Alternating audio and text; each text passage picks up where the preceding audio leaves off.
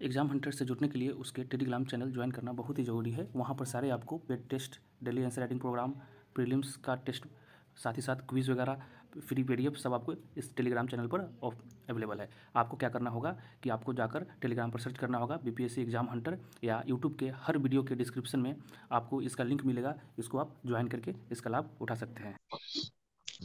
So anyone having any doubts, post it in the doubt section, and that is the chat box, or you can directly tell it to me. We'll be discussing how since it's the last session today, that is going to be free. As you might have seen, we will be doing two things today. Last 3 days we were doing polity. आज economics के एक question करेंगे हम लोग, और polity के एक question करेंगे. पॉलिटी के दो क्वेश्चन करेंगे, इकोनॉमिक्स का एक कॉन्सेप्ट डिस्कस करेंगे हम लोग, और इसके रिगार्डिंग क्वेश्चंस को आंसर कैसे करना है वो डिस्कस करेंगे. इसके रिगार्डिंग इससे रिलेटेड क्वेश्चंस और आ जाए तो उसको हम लोग चैनल आउट करेंगे. तो ये प्रॉपर आपको शेड्यूल जो होगा ये फॉलो करना होगा. ठीक है. और इसके बाद अभी ये हमारा सेशन चलेगा कब तक? तो टेक्निकली आपका आज ही चेयरमैन सर का ट्वीट आया है कि 3rd से 7th जनवरी के अप्रोक्स ये आपका मेंस प्रोग्राम होगा. ठीक है. तो every day it will be 30-35 minute session. Okay. And depending हमारा टारगेट है 80 to 100 क्वेश्चंस का, और ये हम टारगेट पूरा करेंगे रिगार्डिंग ऑल द सब्जेक्ट्स. और अब इस सेशन को स्टार्ट करते हैं. ठीक है. तो पहले सेशन में जिनको जिनको जो डाउट है तो वो डाउट अपना पोस्ट कर दें, या फिर जो भी है प्रॉब्लम वो बता दे. किसी को डाउट है? क्योंकि नए लोग टेक्निकली 9 बजे एग्जैक्ट आएंगे, बट आप लोग 3-4 दिन से अगर आ रहे हैं तो आप लोग को कुछ डाउट हो तो आप पूछ सकते हैं.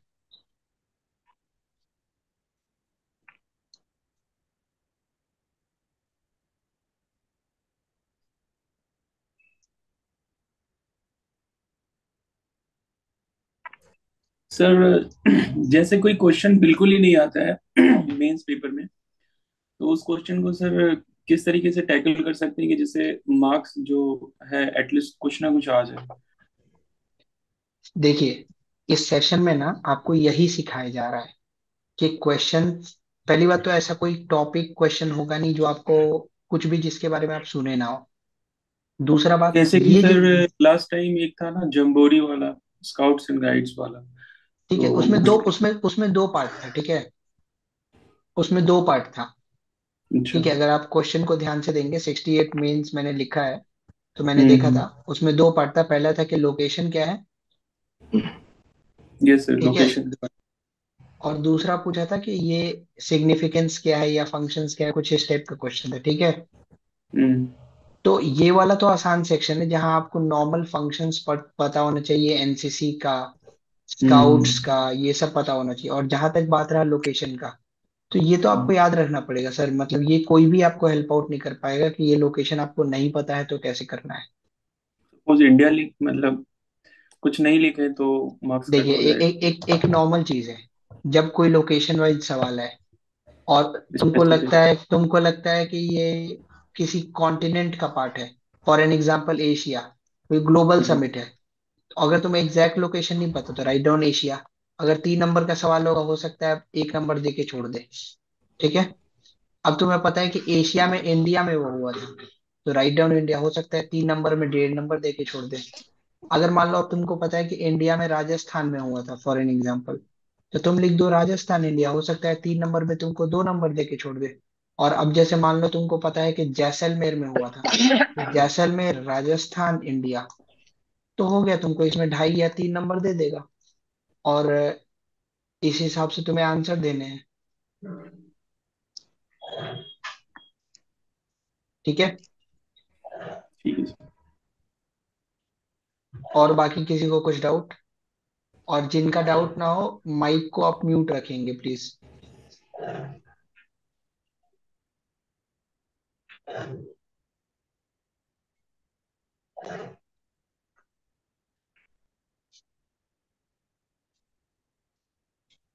और किसी का कुछ डाउट है?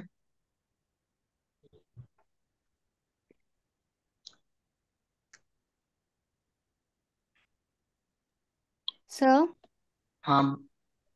सर मेरा इसी से रिलेटेड एक डाउट था कि फॉर एग्जांपल सर मैंने मतलब जो मैं टेस्ट दे रही थी मैंने उसी में देखा कि मान लीजिए एक स्कीम का था, शॉर्ट फॉर्म में दिया था समर्थ स्कीम। और अगर मतलब मुझे उसके बारे में कोई आइडिया नहीं है तो फिर मैं उस क्वेश्चन को कैसे करूंगी, क्योंकि मतलब अगर हमें उसका मतलब पूरा नाम दिया रहता है तो फिर भी हम थोड़ा आइडिया लगा लेते हैं, लेकिन अगर जैसे समर्थ समर्थ स्कीम है तो कोई मतलब ऐसे अचानक से नहीं कर पाएगा कनेक्ट कि वो टेक्सटाइल से रिलेटेड होगा। तो अगर ऐसे क्वेश्चंस आ जाएंगे तो हम उसे कैसे टैकल करेंगे? देखिए, पहली बात तो आप जो समर्थ स्कीम का बात कर रहे हैं ना, हम्म। ये आपको टेक्सटाइल से रिलेटेड भी एक स्कीम है, और ये हैवी इंडस्ट्रीज से रिलेटेड भी एक स्कीम है, ठीक है। दो अलग हम्म। अलग स्कीम्स हैं। अब दूसरी बात, आपको कनेक्ट कैसे करेगा टेक्सटाइल से रिलेटेड, या कनेक्ट कैसे करेगा? तो कोई भी एग्जामिनेशन में सवाल आउट ऑफ द बॉक्स नहीं होता है। अगर समर्थ हम्म। स्कीम से सवाल है तो ऑब्वियसली आपको ध्यान देना होगा कि हमारे यहाँ 2022 में नेशनल टेक्सटाइल और लेदर पॉलिसी आई है, तभी ये न्यूज में आई है, तभी ये सवाल पूछा जा रहा है, ठीक है। हम्म। अब मान लेते हैं आपको ये भी नहीं पता, ठीक है। हम्म। तो अब स्कीम देखिए, मैक्सिमम स्कीम्स जो होते हैं वो होते हैं सेंट्रली स्पॉन्सर्ड स्कीम। हम्म। तो ये तो आप लिख देंगी ना कि सेंट्रली स्पॉन्सर्ड स्कीम है, हाँ जी सर। ठीक है। अब मान लीजिए आपके हम्म। पास वर्ड्स ही नहीं है, जैसे मान लीजिए अगर आपको स्कीम का मत पता होता नाम उम, तो आप लिख पाती है मिनिस्ट्री कौन सी है, बट हम्म। आपको यही नहीं पता है, तो आप कैसे स्टार्ट करेंगे? आप इसका इंट्रो स्टार्ट करेंगे कि भारत के अमृतकाल मिशन में ये स्कीम का यूज क्या है, ये हम्म। स्कीम हमें एम्प्लॉयमेंट प्रोवाइड करेगा, आउटपुट जनरेट करेगा, मैन्युफैक्चरिंग सेक्टर में हेल्प करेगा, और सेल्फ हम्म। सस्टेनिंग बनाएगा, ठीक है। अब हम्म। इसके बाद आप यहाँ लिखेंगे स्पेसिफिकेशन, यहाँ आप ऐसे मार्क कर देंगे स्पॉन्सर्ड स्कीम, फिर यहाँ आप मार्क कर देंगे 60:40 का फंडिंग, हम्म। ठीक है।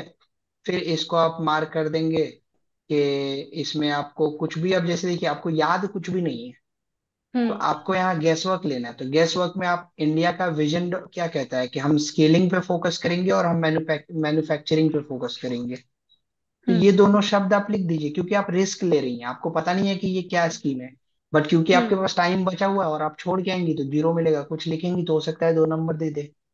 हम्म। हम्म। और उसके बाद उसको लास्ट कनेक्ट कर दीजिए अमृतकाल के विजन से। Okay sir. ओके सर, ठीक है। Thank you. Yes sir. Okay. ठीक है। अब बिगिन करते हैं सेशन अपना। लगता है किसी को कुछ और डाउट्स नहीं है, और 9 बज भी गए हैं, तो जिन्हें आना होगा वो शायद आ भी गए होंगे। ठीक है। क्वेश्चन पेपर है कल वाले किसी के पास? ग्रुप पे शायद सर पेंड भी किया हुआ है ना? सर जैसे अमृतकाल विजन एक वो लाइन हो गया पिनल्टीमेट टाइप का, तो उस टाइप का सर और भी कुछ है जो sir sir readymade? Sir sir, अब डाउट्स कर लेंगे। डाउट्स के लिए हम 10 मिनट आपको टाइम दिए थे, क्योंकि बहुत लोग कल बोल रहे थे कि सेशन लंबा हो रहा है। तो अब डाउट्स कर लेंगे। कल फिर अपना ये सवाल आप लिख लीजिए, पूछ लीजिएगा, या ग्रुप पे डाल दीजिएगा, हम उसको रिप्लाई दे देंगे, ठीक है। Okay sir. ओके। तो आपके डाउट्स कल ले लेंगे, हम ये नहीं बोल रहे कि डाउट्स नहीं लेंगे आपके। कल डाउट्स ले लेंगे, लेकिन अगर डाउट का टाइम दिया गया है तो प्लीज उस टाइम पे आइए, हमें भी अच्छा लगेगा, आपको भी अच्छा लगेगा, ठीक है। एक्चुअली सर ये माइक ऑन ऑफ करने में ना टाइम लग जाता है, इसके लिए। ओके ठीक है कोई सर, कोई कल बात करते नहीं हैं सर, सर। आप ग्रुप पे पोस्ट कर दीजिएगा, हम आपको रिप्लाई दे देंगे, ठीक है। क्योंकि एक तो बच्चे के लिए बाकी लोग का टाइम वेस्ट करना भी जरूरी है, वो सही नहीं रहेगा। नहीं, सबके लिए यूज होगा ना, एक अकेला मेरे को थोड़ी ना यूज होगा। ठीक है। ठीक है सर, कल करते हैं। ओके। सो हमारा कल का क्वेश्चंस जो बचे हुए हैं, एक क्वेश्चन शायद टेस्ट 11 का बचा हुआ है, हमारा 2 क्वेश्चन बचा हुआ है, ठीक है। क्वेश्चन पढ़िए, क्वेश्चन नंबर 2 पढ़िए टेस्ट 11 का।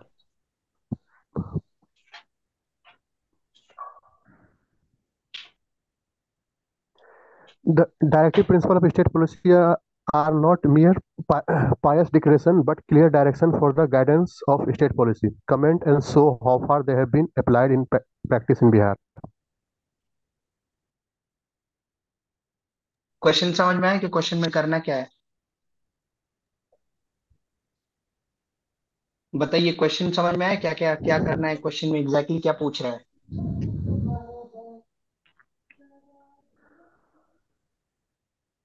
Sir hello. सर सेकेंड इसमें पार्ट तो सर पता चल रहा है, फर्स्ट पार्ट का नहीं पता चल रहा ओके, फर्स्ट आपको सेकंड पार्ट पता चल रहा है, फर्स्ट पार्ट नहीं पता चल रहा है। है। यस। ठीक है। सर वेलफेयर स्टेट के बारे में मतलब सिर्फ ये डिक्लेरेशन नहीं है, but state how should it work, इसके बारे में है कि DPSP is not a part declaration but a guideline for the governance. Okay, तो देखिए एक चीज करते हैं। पहली बात तो कि जो लोग आज पहली बार आए हैं ये समझिएगा कि ये सेशन पूरा इंटरैक्टिव रखेंगे हम लोग। ठीक है। तो अगर आपको कुछ भी डाउट है तो आप पूछिए, जो बोलना है आप बोलिए, उसको रिस्पॉन्स दिया जाएगा। अगर आप चुप बैठे रहेंगे तो आप सीख नहीं पाएंगे, क्योंकि एग्जामिनेशन में आपके पास 30 सेकेंड्स होंगे रिस्पॉन्ड देने के लिए। तो वो हैबिट अभी से डालिए। जैसे क्वेश्चन आपने पढ़ा ना, तो 30 सेकेंड सोचिए और तुरंत रिप्लाई दीजिए कि हाउ डू वी आंसर। तो अगले 20 दिन में ना ये एक प्रोसेस हो जाएगा जो आपके लिए बहुत फ्रूटफुल हो जाएगा। ठीक है।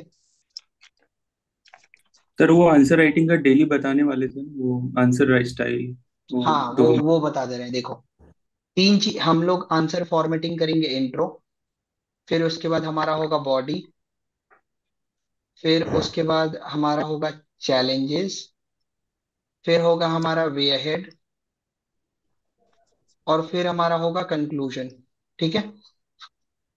ये होगा आपको 38 मार्कर सेक्शन, इधर हुआ 7 to 8 marker section. 38 marker section में ये वाला चीज जाएगा 7 to 8 लाइन। ये जाएगा 1.5 से 2 पेजेस, ये हाफ पेज, ये हाफ पेज, ये हाफ पेज। ये आपका 1 to 2 लाइन। फिर ये आपका 60 to 70 वर्ड्स। ये 10 to 15 वर्ड्स या 2 लाइन्स। 10 to 15 वर्ड्स या 2 लाइन्स, और 2 लाइन्स। ये हमारा स्ट्रक्चर होगा जो सारे आंसर हम लिखेंगे इसको, चाहे आंसर 7 नंबर का हो चाहे आंसर 38 मार्क्स का हो। इसमें कोई चेंजेस नहीं लाएंगे हम। सर जैसे ओके। ये 7 to 8 मार्क्स का होगा तो इसमें हमें हेडिंग बनानी है या फिर डायरेक्ट लिख देना है ऐसे चैलेंजेस और वे वे हेड को? आपको जैसा सुविधा रहे वैसा सुविधा। और सुनिए, एक और चीज हम बता रहे हैं आप लोग को। आप लोग ये सब जो भी डाउट्स है ना, 8:50 to 9 के बीच में पूछा कीजिए। 8:50 to 9 के बीच में कोई भी बच्चा कुछ डाउट नहीं पूछ रहा था। और अभी 9 o'clock से क्लास को बिगिन करने दीजिए, क्योंकि वरना आप ही को लेट होगा। मेरा मेंस नहीं है, मेंस आपका है। आप ये चीज समझिए। सही है सर, सही बोल समझ रहे हैं आप? अपने डाउट्स पहले से लिख के लाइए, सेशन के बीच में डाउट मत पूछिए। अपने डाउट्स पहले से लिख के लाइए कि मेरा ये 5 डाउट है, हम पांचों पूछेंगे। आप 8:50 to 9, 10 मिनट हम पहले इसीलिए आते हैं। ठीक है। तो अब सेशन बिगिन करते हैं। हमारा जो क्वेश्चन था उसके रिगार्डिंग, तो डीपीएसपी के रिगार्डिंग इंट्रो इंट्रो किसी को आइडिया है डीपीएसपी में क्या लिख सकते हैं? सर ग्रैनविल ऑस्टिन का एक स्टेटमेंट है डीपीएसपी के लिए। इट ठीक है। Aimed at furthering the goals of social revolution or to foster this revolution by establishing the condition necessary for its achievement. Okay, ये स्टेटमेंट जो है ये एम लक्ष्मीकांत में दिया हुआ है। ठीक है। Yes, sir. इस वाले बुक से दिया हुआ है। इस स्टेटमेंट को आप लोग रेफर कर लेंगे। ठीक है। और क्योंकि ये थोड़ा बड़ा स्टेटमेंट है, तो आपको छोटा स्टेटमेंट एक भी बता देते हैं। अलादी कृष्ण स्वामी अय्यर का है, no ministry responsible to people can afford to ignore DPSP. ठीक है, ये कंक्लूजन के तौर पे आप लिख सकते हैं। ये स्टेटमेंट ध्यान रखिएगा, no ministry responsible to people can afford to ignore the DPSP. ठीक है। ये लाइन जो अलादी कृष्ण स्वामी अय्यर वाला है, ये वाला वहां आप लिख सकते हैं। ठीक है। और अब रहा आगे आपके क्वेश्चंस पे आते हैं। तो आपके क्वेश्चन में आप देखेंगे कि लिखा हुआ है DPSP are not mere pious declaration but clear direction for the guidance। अब देखिए इसमें आपको क्या लिखा है ना।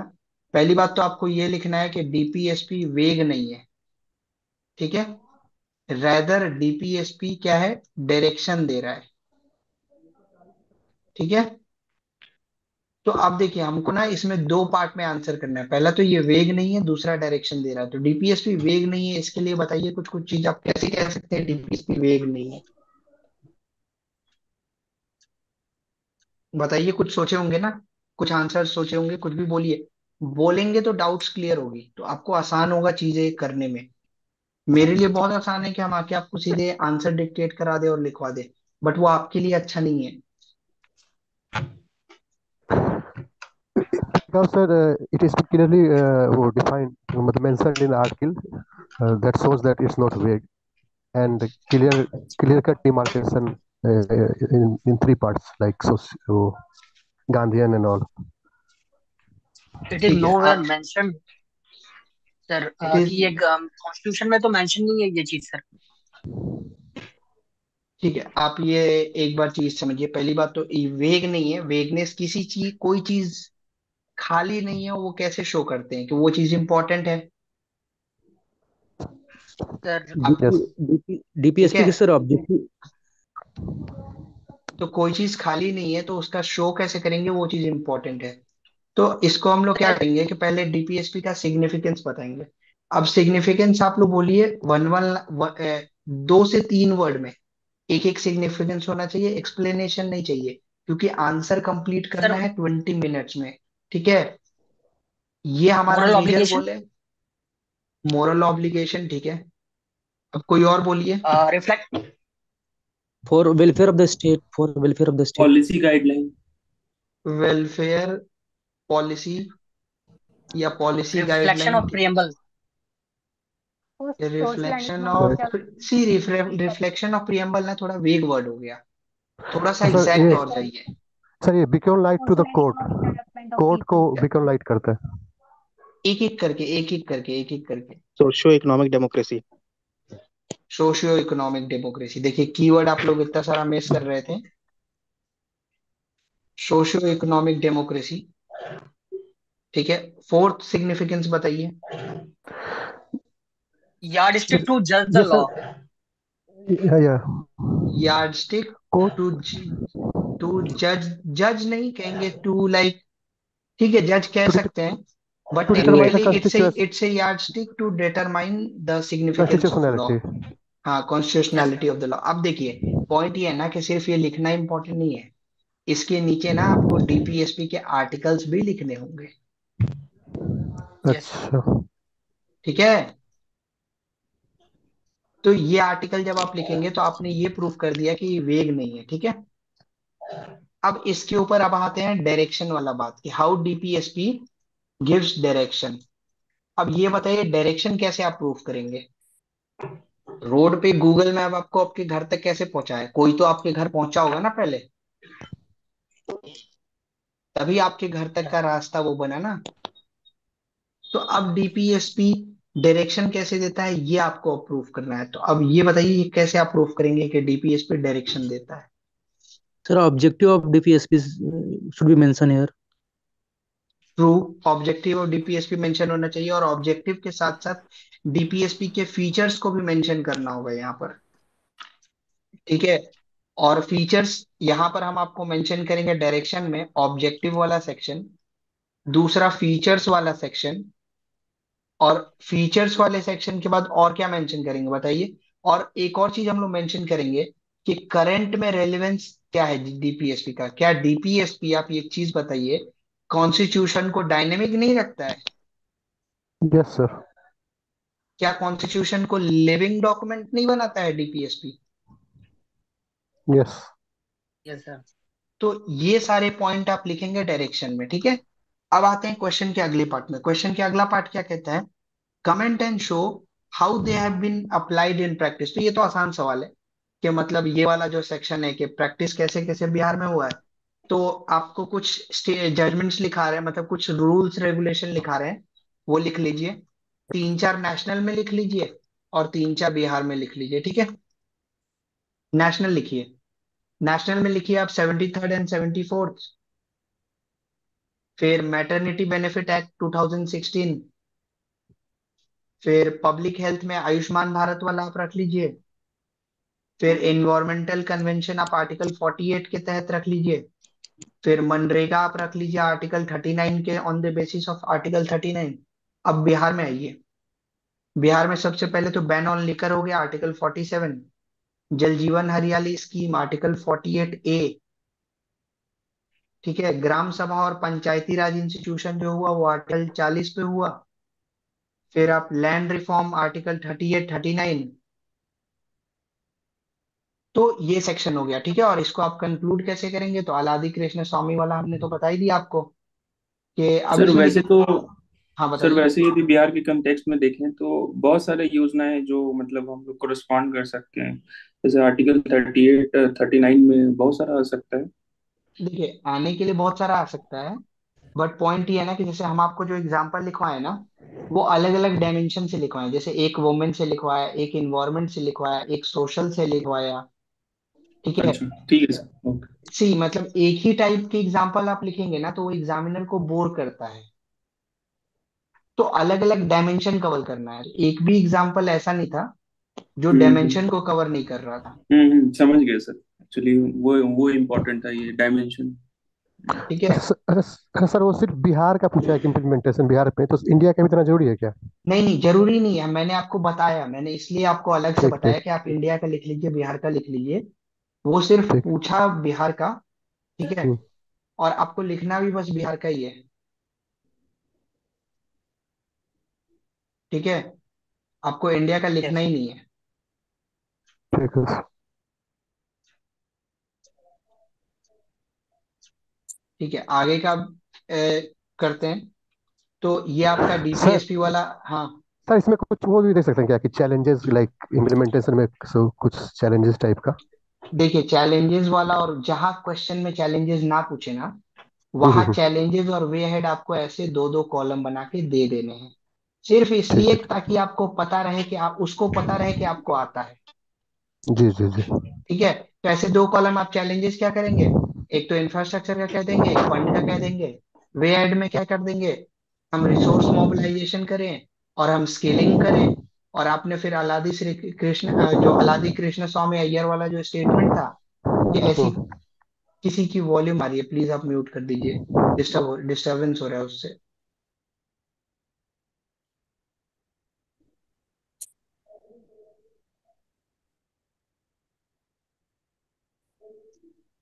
जो भी लोग अभी सब म्यूट कर लीजिए आप लोग। ठीक है। तो अब ये चीज हो गया आपको। तो उस हिसाब से इसको हम अब फिर कंक्लूड कर देंगे अलादी कृष्ण स्वामी अय्यर के स्टेटमेंट से। तो आपका DPSP as a topic complete हो गया। अब आपको इसमें डीपीएस में और करना क्या है, एक बार जितने लिस्ट है ना तीनों में, लिबरल सोशल और गांधीयन, वो तीनों आप क्या लिस्ट ना एक बार देख जाइए, क्योंकि ये एग्जाम्पल्स में आपको कोट करने का काम करेगा, नॉट सिर्फ यहीं पर नहीं, पॉलिटी के किसी भी आंसर में। ठीक है। आगे बढ़ते हैं।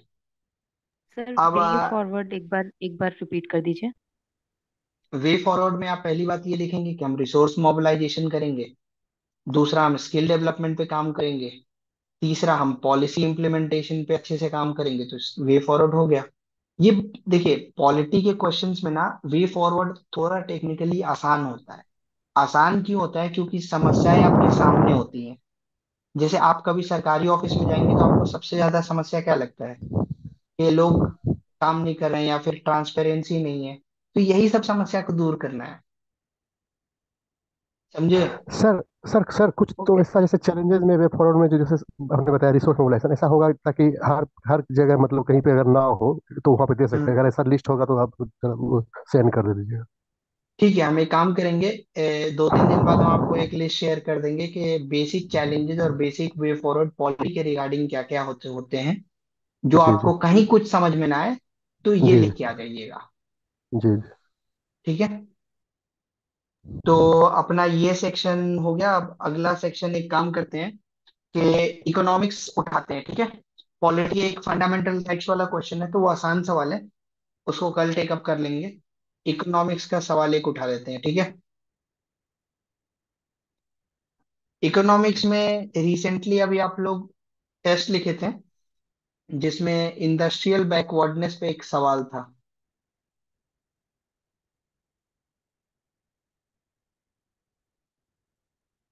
देखा था किसी ने ये सवाल? No sir. यस सर, हम लोगों ने लिखा था इसको।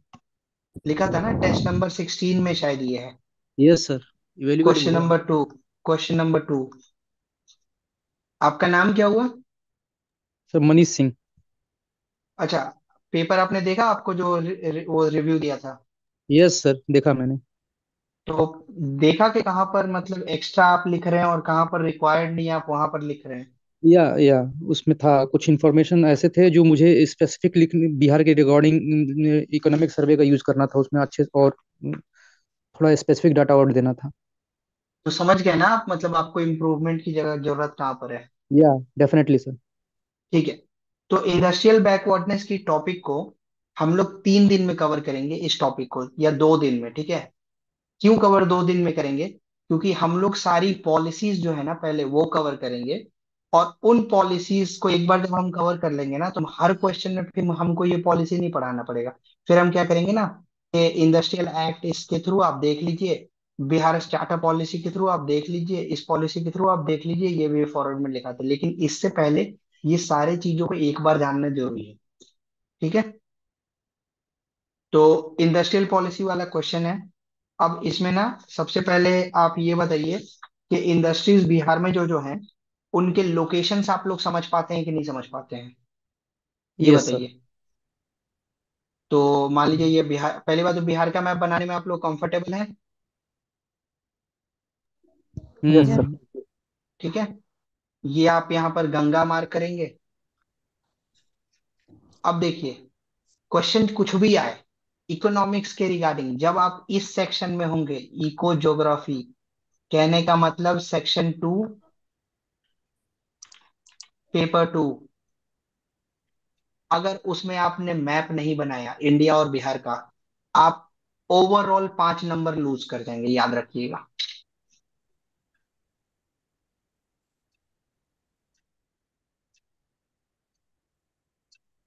समझ गए आप? Yes sir.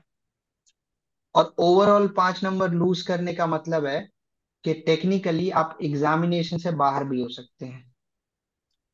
तो अब ना इसमें कुछ कुछ लोकेशन वाइज हम आपको बता रहे हैं, वो मार्क करते जाइएगा, ठीक है। इन डिफरेंट इंडस्ट्रीज को हम लोग पहले कवर करेंगे। तो सबसे पहले हम लोग इसको कवर कर रहे हैं, शुगर इंडस्ट्री को, ठीक है।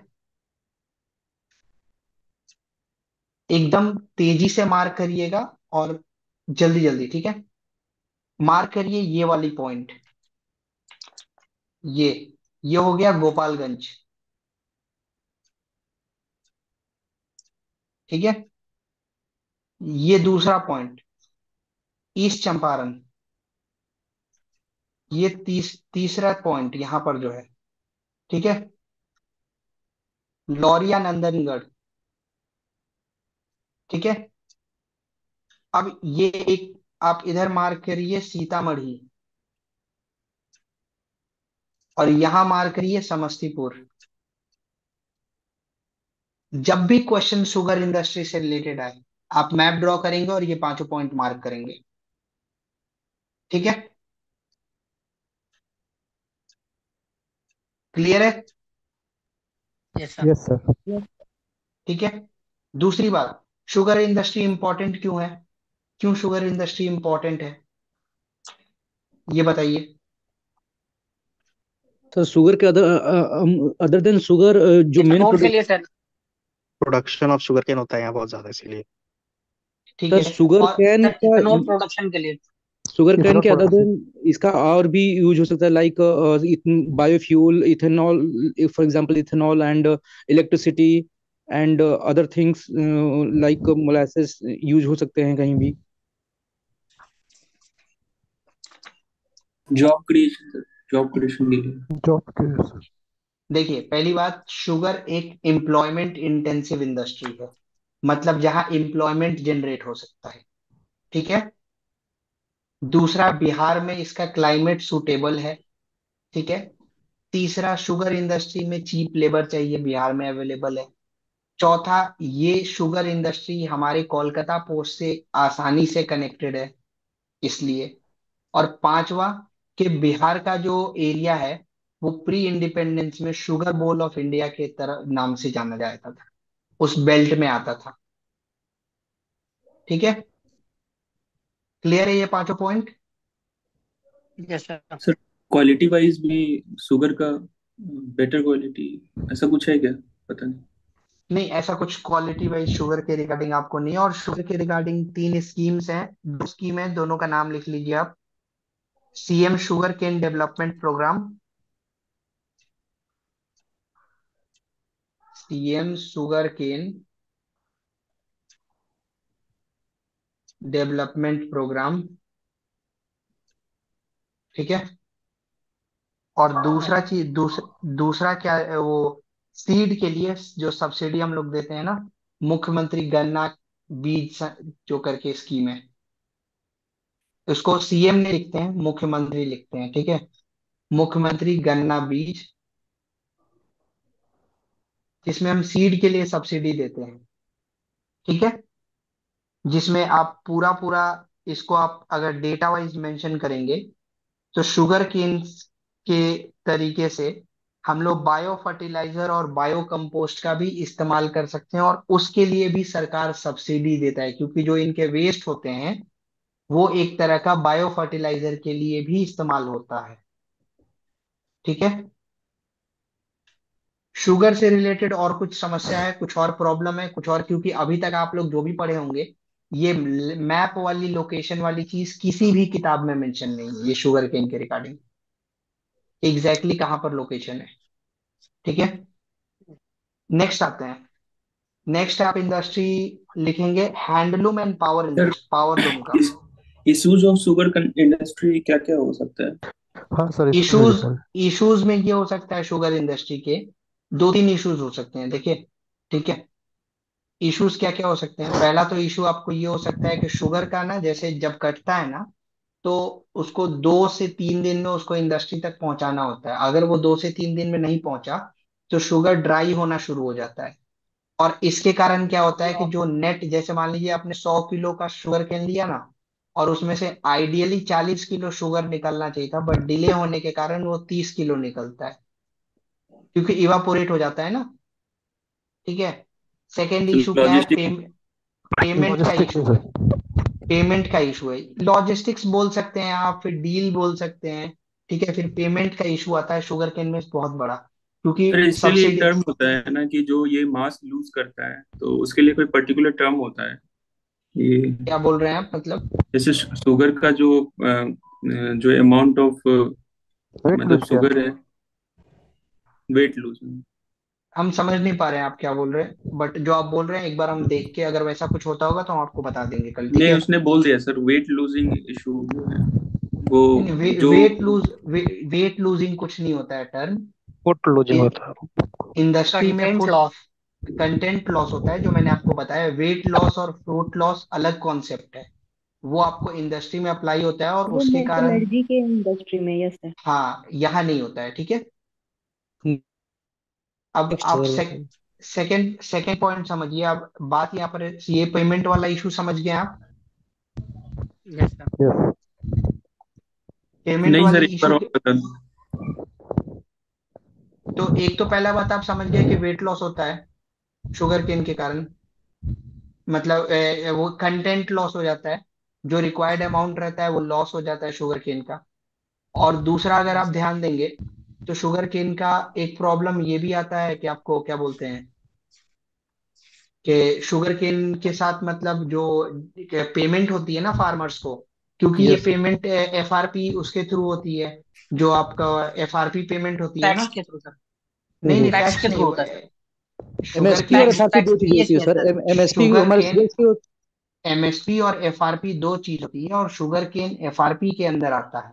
ठीक है। Yes sir. या तो रिलेटेड प्राइसेस। इस एफआरपी पेमेंट के कारण आपको पेमेंट में इश्यूज आते हैं, तो जिसके कारण फार्मर्स लॉसेज में जाते हैं, ठीक है। तो ये मेजर इश्यूज है शुगर केन इंडस्ट्री के, ठीक है।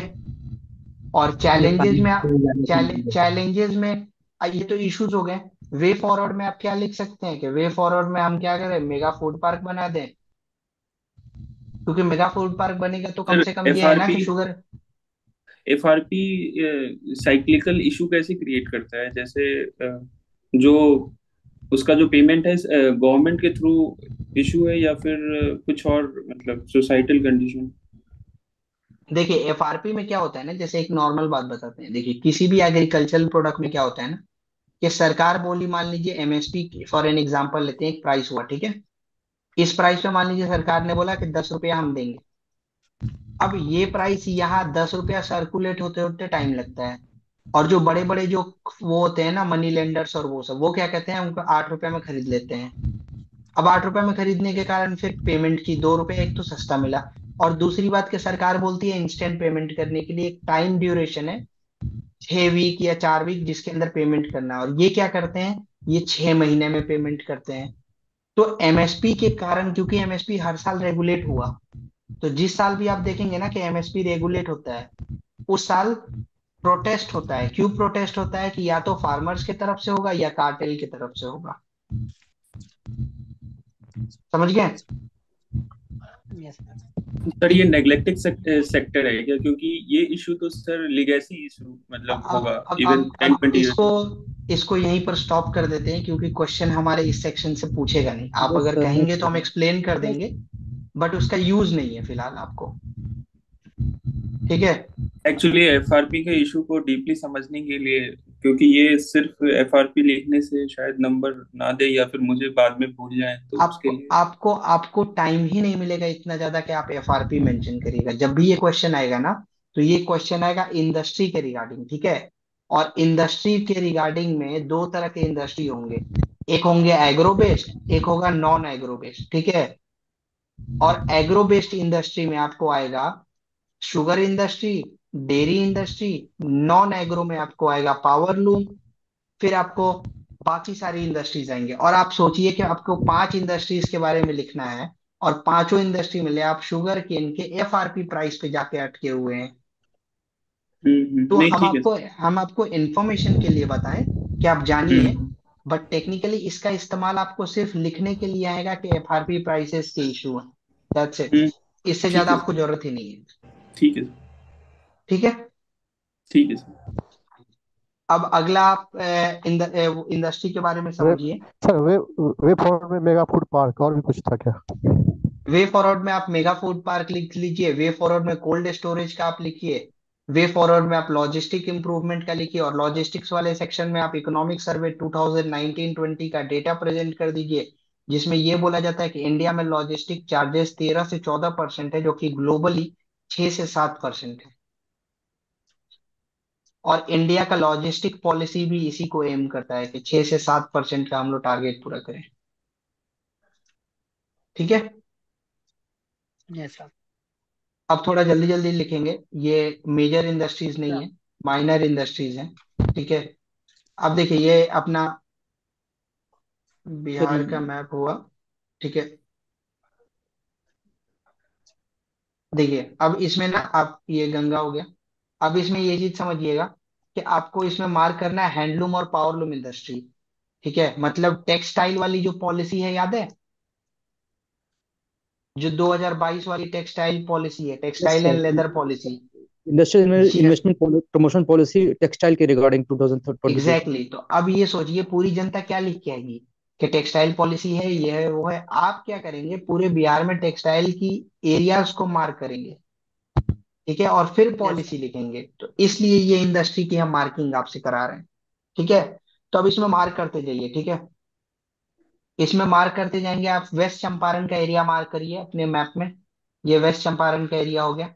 यहाँ लिखते जाइए shawl, towel, bed cover production. क्या सर? शॉल, टॉवेल,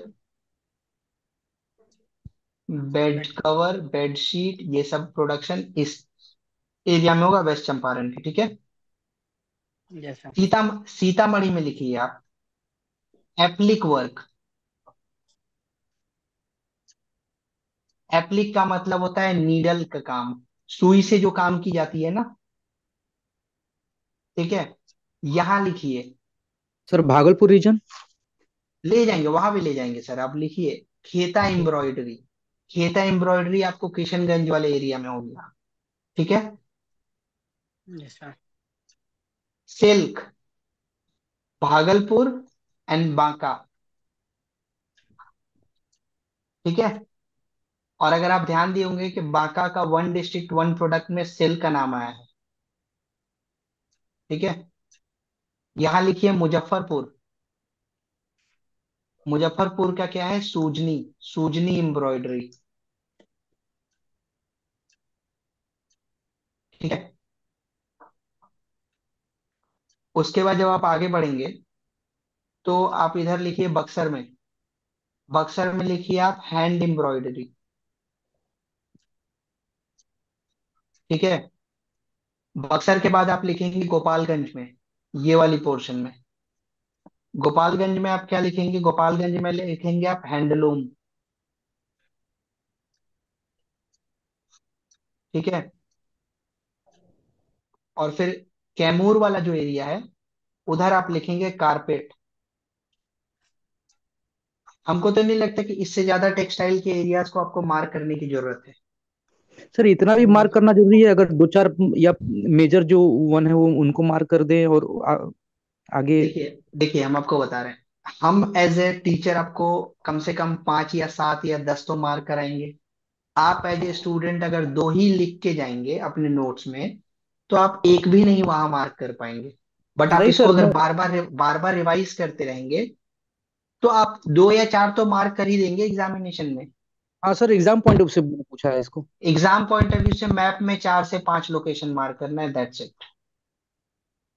2 ओके नहीं सर। मार्क करना है, 4 से 5 मार्क करनी है। ठीक है। अब इसमें लिखिए सेरिकल्चर। ये तो हमने हैंडलूम वाली इंडस्ट्री को देख ली।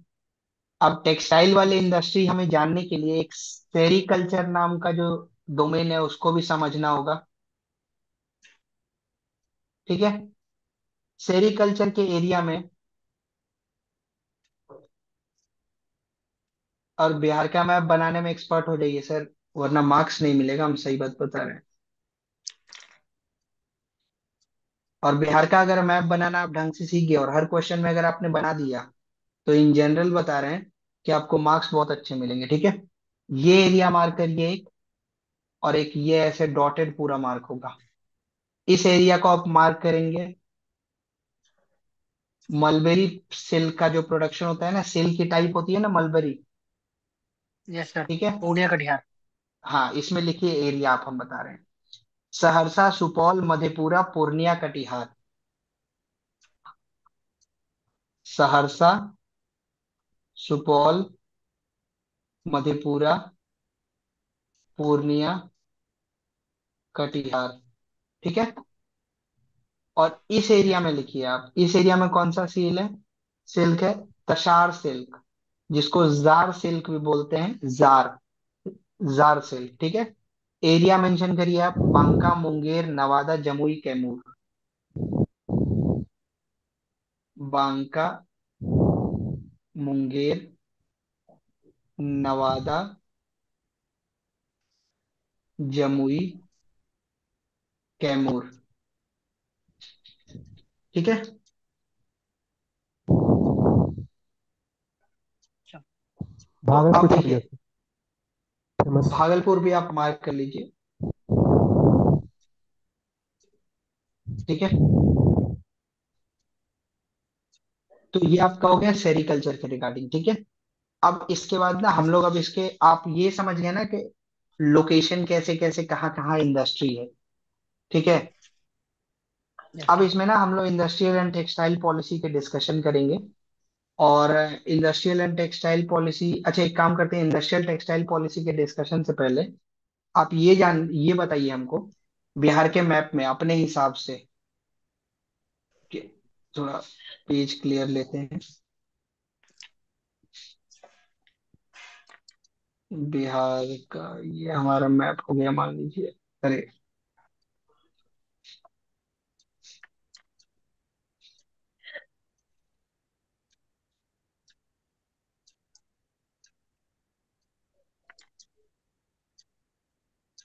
एक क्वेश्चन पूछा था 67 में भी और 68 में भी, कि कौन कौन सा एरिया है जहां पर आपको इंडस्ट्रीज की प्रोबेबिलिटी है। हम एरियाज मार्क कर रहे हैं, आप इंडस्ट्री बताएंगे। ये ए हुआ। शुगर के सर इंडस्ट्री। शुगर केन, ये बी हुआ। Sugar forestry. Cane. Jute. Jute, jute, sir jute and tea. Tea sir, jute and tea. Sir cement industry. उधर नहीं सीमेंट।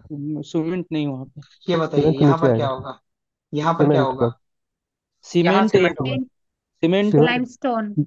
डोलोमाइट, यहाँ बताइए। Sir mineral land. Based. Mineral base में क्या होगा? Uranium sir uranium, gold. फिर glass, फिर आपको यहाँ पर आपको और क्या होगा? लेड। गोल्ड। Yes sir. ठीक है, ये हो गया। गुटका नहीं, यहाँ पर कौन सी इंडस्ट्री सेटअप हो सकती है? Textile. Sir silk. China clay. Silk. छिल्क है। China clay. टेक्सटाइल में सिल्क, चाइना क्ले, और बताइए। Sir galena lead iron lead industry. Iron based iron. Iron based भी सर। वो तो औरंगाबाद में स्टैब्लिश होगा ना सरकार। मुंगेर में सर बोला जाता है कि कोई भी मिनरल में टिक मार देना चाहिए मुंगेर में। ठीक है, हाँ वो तो ठीक है, मुंगेर ऊपर ही एरिया है। यहाँ पर हम मुंगेर में लीजिए, मार्क कर लिए, मुंगेर में आप हर चीज मार्क कर दीजिए। आप माइका से लेके हर एक चीज आप मार्क कर दीजिए, सब कुछ यहाँ मिलेगा, यहाँ सब कुछ मिलेगा। ठीक है, और अब इसके बाद ना हम एक एरिया और मार्क कर रहे हैं। ठीक है, अब उसको थोड़ा ध्यान से देख के हमको बताइएगा, रुक जाइए।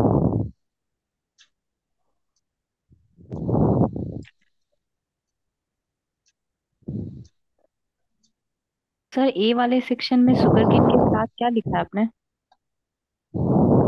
देखिए अब लिखते जाइए जल्दी जल्दी, क्योंकि अब आइडेंटिफाई कराना टफ है कि लिखा क्या है, क्योंकि आप ही लोग के डिस्कशन पे लिखा है, बट फॉरेस्ट्री लिखा हुआ है। ठीक है, तो अब ये बाद में मत पूछिए, क्योंकि या तो फिर रिकॉर्डेड सेशन आपको मिलेगी, उसमें से देख लीजिएगा आप। ठीक है,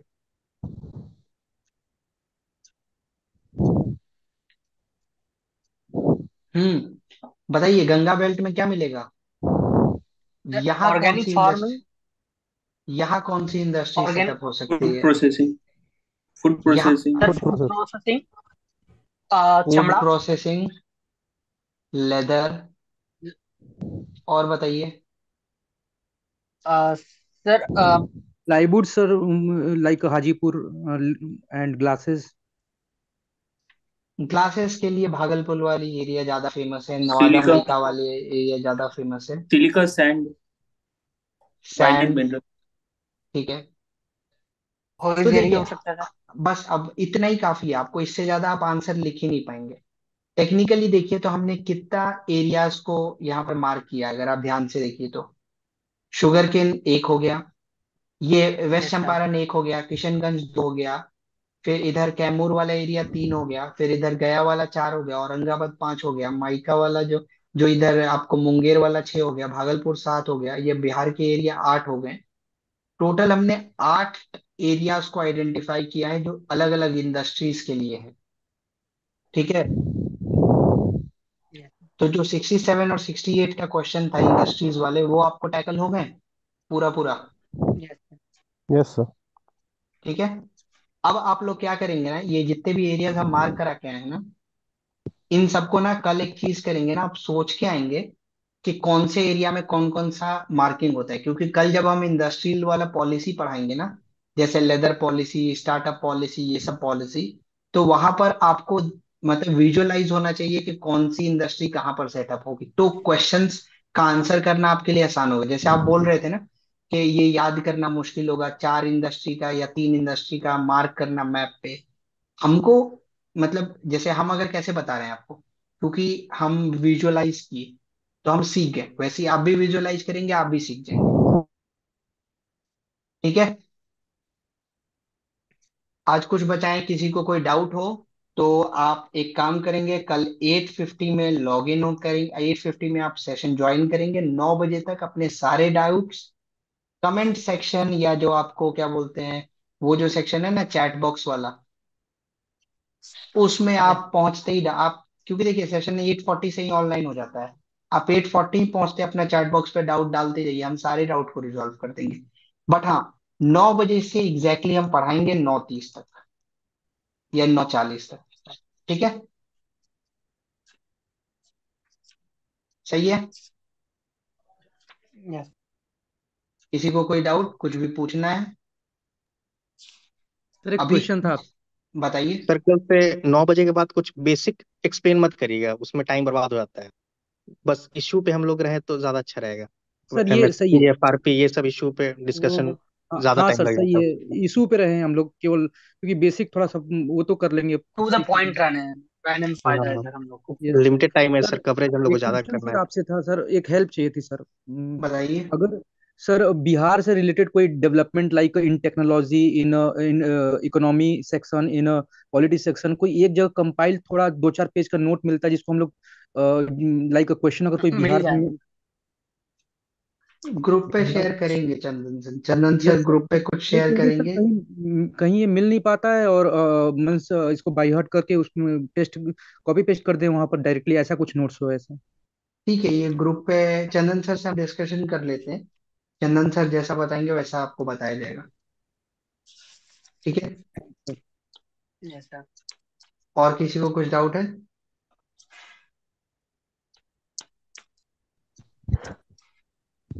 चलिए फिर, सी यू, गुड आपको, शुभ थैंक यू रात्रि। सर। Yes sir.